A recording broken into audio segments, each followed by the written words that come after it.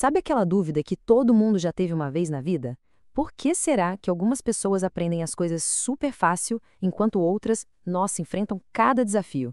Pois é, hoje a gente vai mergulhar de cabeça na psicopedagogia, uma área que nasceu justamente para tentar responder essa pergunta e que, olha, mudou completamente o jeito que a gente enxerga o ato de aprender. Tá, vamos começar pelo começo, né? Psicopedagogia é psicologia? É pedagogia? É tipo um mix dos dois? Essa é a primeira coisa que vem na cabeça e é super normal pensar assim. Só que a verdade é que a psicopedagogia é muito mais do que só uma soma. É um campo de estudo próprio com um foco super específico, o ser humano e seu processo incrível de aprendizagem. Para a gente entender de verdade o que é a psicopedagogia, a gente precisa voltar um pouquinho no tempo. Bora para a Europa, lá no século XX. Foi lá que a sementinha dessa ideia foi plantada. Sabe por quê? Porque tinha uma questão que ninguém conseguia responder. Por que algumas crianças que eram super inteligentes simplesmente não conseguiam acompanhar na escola? Não fazia o menor sentido. Então, lá no comecinho de tudo, a visão era o que a gente chama de modelo médico-pedagógico. O nome é chique, mas a ideia era bem direta e até meio dura, sabe? Se uma criança não aprendia, o problema era visto quase como uma doença mesmo, um desvio que precisava ser diagnosticado e corrigido. O papo era basicamente: tem algo de errado com essa criança, vamos consertar para ela voltar ao padrão. E como é que essa correção rolava na prática? Era um processo bem clínico, quase como ir ao médico. Primeiro passo, identificar o que a criança fazia de errado.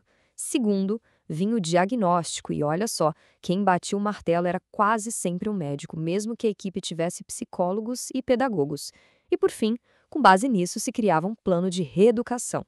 Era basicamente uma série de exercícios para tentar apagar o sintoma. O foco era total na criança e no seu suposto defeito. Beleza, mas e o Brasil nessa história toda? Como é que isso chegou aqui? Bom, não foi um voo direto da Europa, não. A psicopedagogia desembarcou por aqui com uma influência muito forte da Argentina, lá pelos anos 60. E olha que interessante, ela chegou num período político super complicado, trazida meio que na bagagem de pessoas que estavam exiladas. E com a herança do modelo médico, um termo começou a ganhar muita força por aqui e virou um problemão: a tal da disfunção cerebral mínima, ou DCM. A lógica era a seguinte: a criança não aprende? A culpa é do cérebro dela. Simples assim. O detalhe: não tinha exame, não tinha prova nenhuma que comprovasse isso. Era um rótulo e pronto. E essa citação que está na tela nossa, ela diz tudo. Basicamente, esse rótulo de DCM era uma cortina de fumaça. Pensa bem, o nosso sistema de ensino estava cheio de problemas, com uma qualidade caindo. Mas era muito mais fácil, muito mais conveniente, dizer que o problema era uma disfunção no cérebro do aluno do que olhar para dentro da escola e admitir as próprias falhas, né? A culpa ia toda para a criança.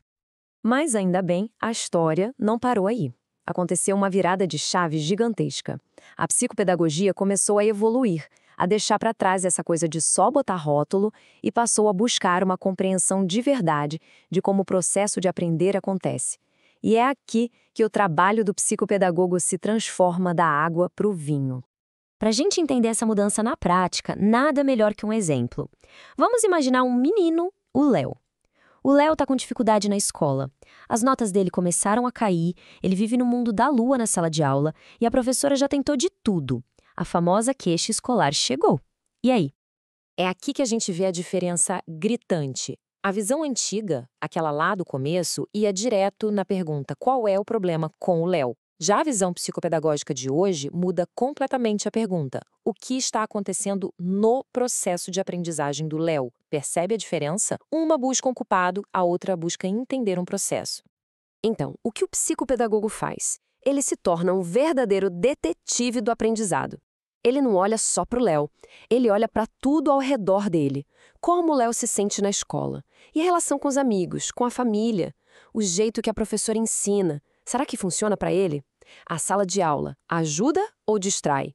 É uma investigação completa, 360 graus.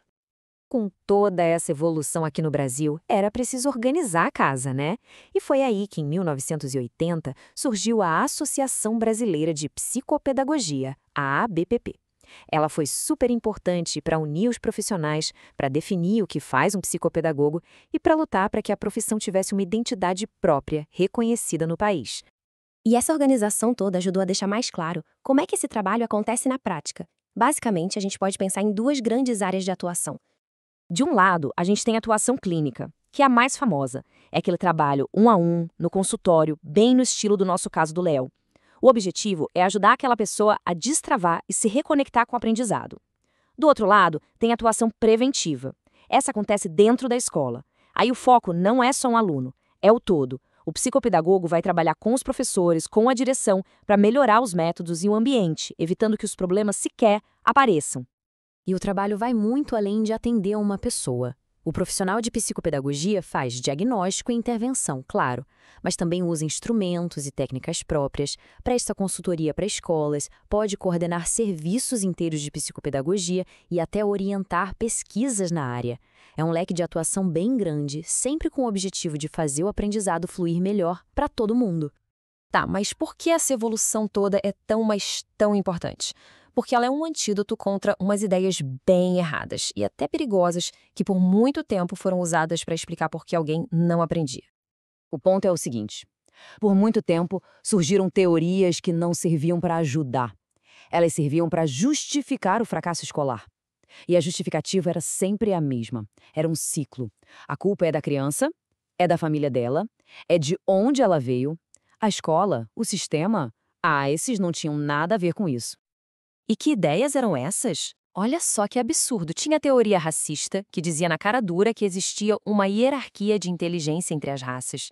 Tinha a teoria do dom, aquela de que ou você nasce sabendo ou já era.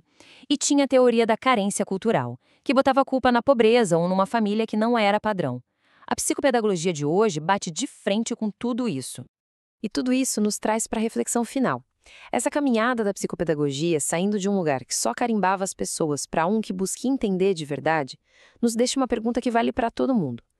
Como é que a gente pode garantir que cada pessoa que está aprendendo algo, seja na escola, na vida, seja vista por inteiro, com toda a sua história, e nunca, nunca mesmo, seja diminuída a um simples rótulo?